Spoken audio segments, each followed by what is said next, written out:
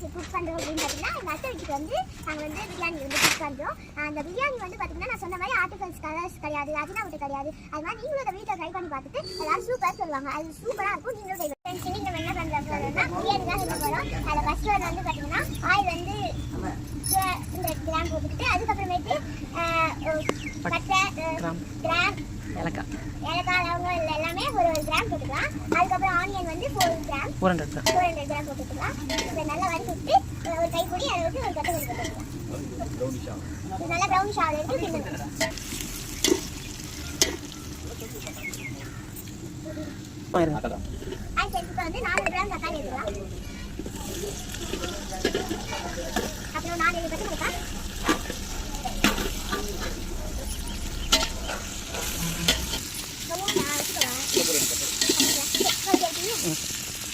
இப்போ நெக்ஸ்ட் வந்து நம்ம வந்து இஞ்சி பூண்டு பேஸ்ட் போட்டுக்கலாம்.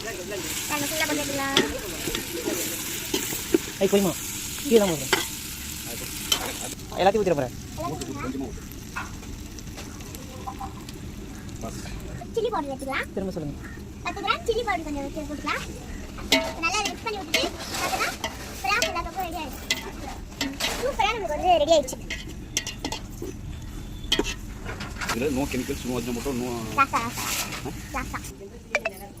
இதில் வந்து பார்த்தீங்கன்னா ஆர்டிஃபிஷியல் கலர்ஸ் இல்லை, அது மட்டும் இல்லாமல் அஜினோமோட்டோவும் கிடையாது. இது வந்து ஹெல்த் நேச்சுரலான பிரியாணி. நீங்களும் வீட்டில் ட்ரை பண்ணி பார்த்துட்டு எப்படி இருக்குன்னு மறக்காம சொல்லுங்க. இப்போ வந்து கல் பூரம் போட்டுக்கலாம்.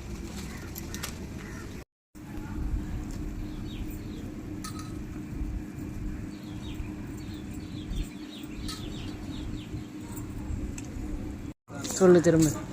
இப்போ வந்து 1 கிலோ அரிசி போட்டுக்க போகிறோம். நல்லா கொதிச்சு வந்துச்சு தண்ணி. 1 கிலோ அரிசி போட்டுக்க.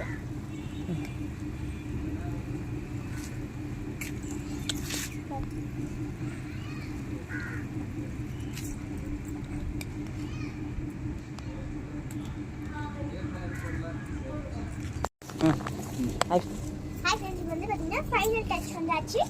இதை வந்து லைட்டாக கிண்டி ஊற்றிட்டு நம்ம மூடி வச்சிடலாம். பாடி பக்கத்துலேருந்து நம்ம நல்லா கிண்டி வச்சுக்கலாம்.